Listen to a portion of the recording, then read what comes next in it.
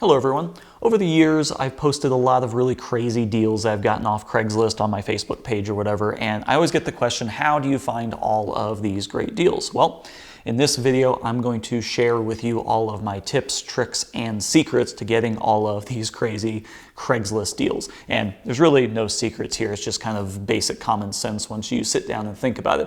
I'm going to be focusing mostly on like tool deals, but really this information is universal and you can use it for whatever you're looking for. In the past, I've gotten a lot of crazy deals off, electronics and photography and other things like that. So let's dive right in and see how you can get some crazy good deals off of Craigslist.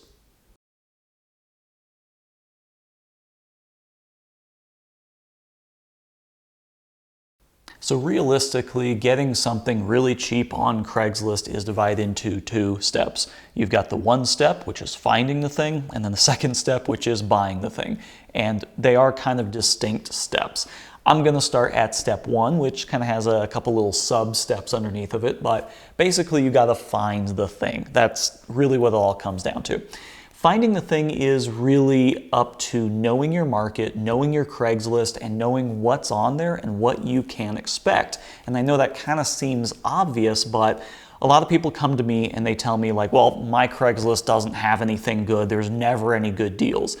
Well, you're 100% correct. You don't see any good deals because people like me get them all, because I'm looking at Craigslist constantly.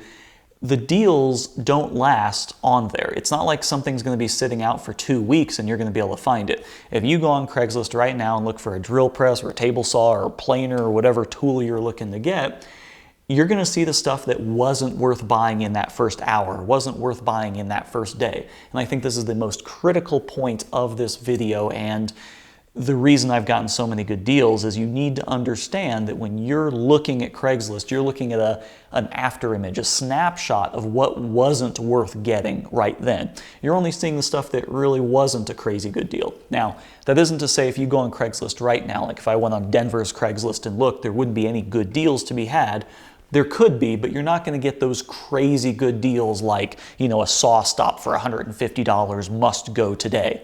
That's gone. Someone picked that up in the first hour. So that's the thing that you really need to understand first in how to find these good deals, is they're not going to last and they're going to go very, very quickly, and you need to be very, very diligent about looking for them in order to get them. So tip number one is know what you're looking for and have reasonable expectations for that thing. Are you going to expect to find, once again in the example, a saw stop table saw for $5 because, I don't know, someone couldn't figure out how to use the on-off switch and they're just like, I don't know, seems broken, $5 or best offer? No, you're not going to find that. You need to have reasonable expectations. Different tools, different products, different things have different resale values. One of the things I've been looking at, casually for a really long time is a nice planer. I might want to get into woodworking, and a planer is a nice thing to have. Like, let's look at the DeWalt, what is it, 734 planer? It's like $450 retail. Are you going to find one of these for $50?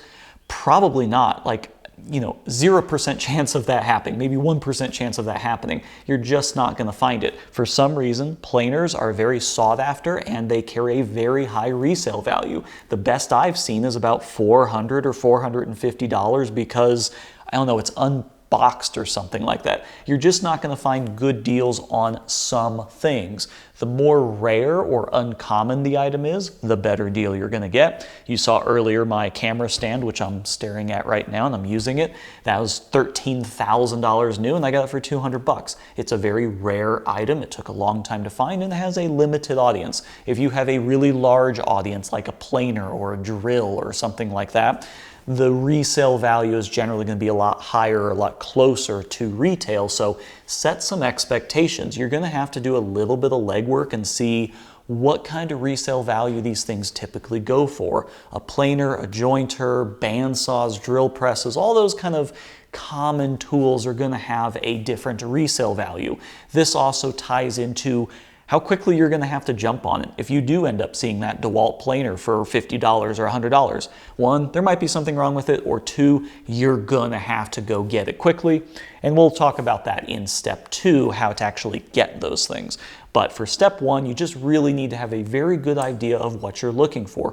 Do not expect to go on Craigslist right now and find that deal. You're going to have to invest some time. Set up a search for planers, look at planers over the course of a couple months, and kind of get a feel for what's in your area and what people are selling things for. Most of the time when people sell something, they're going to do a quick search of what's on there right now, and they're going to price it based on that. So you're going to have to get a good idea of what generally is on there and what generally it goes for already to know when it's actually a good deal. Because a good deal on a planer might actually be 20% off instead of the typical 10% off retail. So you're just going to have to be a little bit informed to know what to expect. So let's talk about actually finding the things. I do 2 different things. I don't use any special apps. I don't use any special websites, which do exist. I do 2 things. I check Craigslist periodically throughout the day. Usually when I get up, that's what I do when I check my email in the morning, is I get up and I check Craigslist. And then also before I go to bed, I check Craigslist. And just throughout the day, sprinkled maybe 1 or 2 times, I just check Craigslist. And when I say check Craigslist, I basically look at the tools and the electronics category. There's 2 Craigslist that I personally check, which is the Boulder Craigslist and the Denver Craigslist, because I'm in the Denver-Boulder area. So I just quickly look at those 2. And all I'm doing is I'm just clicking on the category and I'm just scroll through until I recognize, oh yeah, I've already seen that before, and then I close it down. It takes like, I don't know, 5 minutes each time, maybe if that, if you're just kind of going through your emails and checking that, or going through your Facebook feed or whatever social media you're looking at. Just add Craigslist to that. Just kind of lazily go down there. I know that Boulder only has maybe like 20 items a day in the tool category. So if you check in the morning, check in the afternoon, check in the, or check in the evening and the afternoon, it takes like 10 seconds each time, because you're like, there's like 3 new ones and I'm not interested. So just randomly check throughout the day. There is also the save search feature that you can have alerts set up in Craigslist. I use that quite a bit too. Those you're never going to find the crazy good deals, because one reason, those searches or those emails are delayed. So when you go to Craigslist and search for something, right next to that search box there's a save search button. You click that button and you can set it up to where it sends you a notification via email when new things like that show up. So if you search for drill press, you can hit save, and then it'll just notify you anytime a drill press shows up with certain criteria. You can use that. I use that. The problem with it is, if something's posted at 9 p.m., you might not see it till the next day. Sometimes there's like a several hour delay. I've definitely gotten them to where it's like, oh, posted 6 hours ago. Well, you know, it's been 6 hours. So you can't always rely on those save searches. I know that there are other websites and other services that you can use to instantly get notified when things show up. I don't really use those. I just kind of look periodically throughout the day. So one of the other reasons that I don't rely on save searches is because people are generally bad at listing things. And if you think about it, if someone's listing a tool and they take a lot of good pictures, they include the model number, they're really good about telling you the condition and the included accessories and the weights and dimensions and, you know, their availability times, if it's a really well listed ad, stuff's going to be spelled properly. If it's a sloppy ad where they have one grainy kind of, underexposed picture in the corner of someone's shop and they don't even tell you the model number, don't even have like the brand or anything in it, that's generally going to be the good deal. Those are the things that I'm after, but they're going to have misspellings, or it's just going to be like drill. Maybe it's not going to be drill press, or maybe it's just going to be saw instead of table saw, things like that. The poorly listed ads can generally be the really good ones. Someone's not going to spend the time to list something really well and really properly and also have it be just this fantastic deal. Typically, that's not the case. And the reason behind that is you're getting these deals out of convenience. Someone is not spending a ton of time making sure that you know every single possible thing about the thing that they're selling, and then also giving you this great deal. I've had those before. It's extremely rare. The more common case is someone has one picture, a very short description, they don't give you much information, and they're just like, need it gone today. You're basically paying or not paying for convenience. Someone wants it gone quickly, and so it's going to be very brief. I just saw one the other day that I lost out on. I was looking for a grinder, a bench grinder, and it was a Craftsman, or Craftsman instead of Craftsman. It's actually Craftsman, not Craftsman or whatever. You can see a lot of misspellings, a lot of typos, so you don't necessarily want to always rely on these saved searches that go off of keywords only, because it's not always going to be listed properly. You know, a table saw might not always be a table saw. A drill press might not always be a drill press. So you just kind of got to look category one by one and just kind of scan through and see if there's anything interesting. Alerts are great as a backup, but you really need to just look one by one. All right, so that is all step one, how to find these things. Basically, go to the categories that you're interested in and just look at the things one by one. Be educated, know what you're looking for, and know what your expectations are in terms of price. Know what's a good deal and know what isn't a good deal. And to do that, you really need to have experience just looking through that category. And trust me, after a month of looking at every single thing in like a tools category, you're going to be pretty well informed on what's a good deal and what isn't. So step two is all about how to get the thing. You see this crazy deal, you know it's good based on the history you've seen, everything looks good, you've researched it, you know that's a solid price for that thing. How do you go about getting it? Well, what we talked about in the first section is you're basically getting these things out of convenience. I think it's a misnomer to think that someone just doesn't know what they have. I have never, ever encountered that. Every single good deal I've had, they know exactly what they have or close to exactly what they have, and they're really just getting rid of it because they just don't care. So you have to think in that mentality. If someone's getting rid of, you know, this $12,000 camera stand, or this lathe behind me was $200, you know, if you start thinking that way, they just want it gone. So guess what? They want you to be easy, they want you to be available, and they just don't want hassle. Don't start asking them a ton of questions. You do your research. You find out what the model number is. Just get them to take a picture. If you don't have a good idea of what they're actually selling, I always ask people, can you just take a picture of the badge? Don't ask them the model number. Don't do this other stuff. Just be like, just take a picture of the badge. Because those poorly listed items, if you say, oh, what's the model number? What's this? You're going to get like a brand name back, or you're going to get the wrong thing. Just have them take a picture of the nameplate. That's usually the easiest way to go about it, but don't be complicated. Be nice, be easy, and be available. I'm gonna put those up. Be nice, be easy, and be available. I am not always the first person to respond. It helps to be the first person to respond, but generally speaking, if you're the one that's just like, I have cash, I'm ready to go, I know what you're selling, just let me know when and where. If that is your email, that's basically my email. If that's your email every time, you don't have to be first.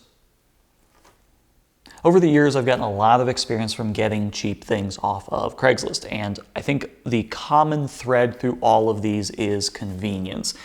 Someone is generally gonna think or know or have a suspicion that maybe they're getting rid of something too cheaply. I have so many times physically gotten there and they tell me like, man, my phone is really blowing up. I'm getting like, you know, a dozen emails every hour on this thing, so hopefully you better take it. Because ultimately, you know, they're gonna know that they're giving you a good price, and that's totally fine. I'm not here to screw anyone or deceive anyone or, you know, try and get like an unreasonable deal.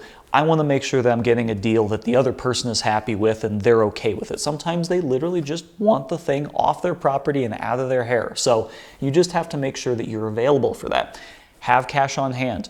Don't sit there and tell them like, well, I got to go to an ATM, I got to do this. Even if you have to go to an ATM, don't tell someone you have to go to an ATM. Just say that you're a little bit further out. I'm just finishing up lunch. It's going to take me an extra 15 minutes to get there. Whatever it is, just make it easy. If they think that you're going to be complicated in any way, oh, I got to stop by ATM, I got to do this, I got to do this, oh, maybe later.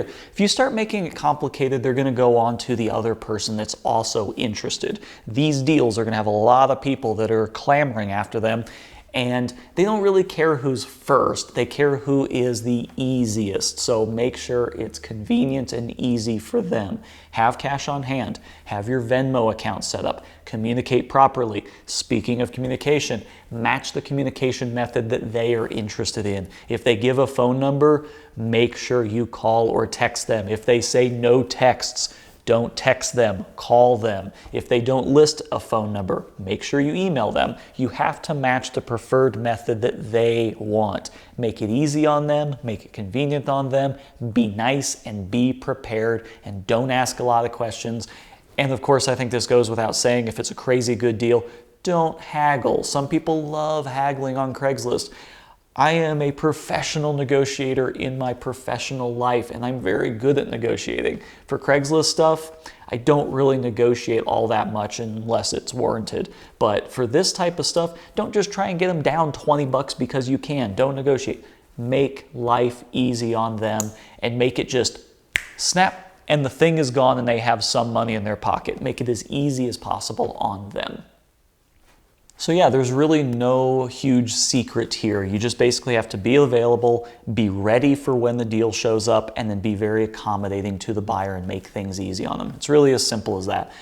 This isn't a clickbait video. I'm not going to tell you like, hey, go to this website, download this app, and then you can find all the crazy deals. No, there's really nothing to it. If someone posts something good on Craigslist, you have to see it very quickly and then get to it very quickly. That's really all it comes down to. I have definitely had some of my better deals to where I had to stop everything I'm doing, go drive out to the place, give them money right then and there, and then leave. So make sure you're set up and you're available for all of that. Some of my deals have been from when it got posted to when I got home was about an hour span. So you just have to make sure that you're ready for that and you're prepared. So that's really all there is to it. Hopefully you got something out of this video. There's a lot of great deals to be had out there. There's some ridiculous stuff that you can find. So hopefully this gives you a better idea of how to go about getting it.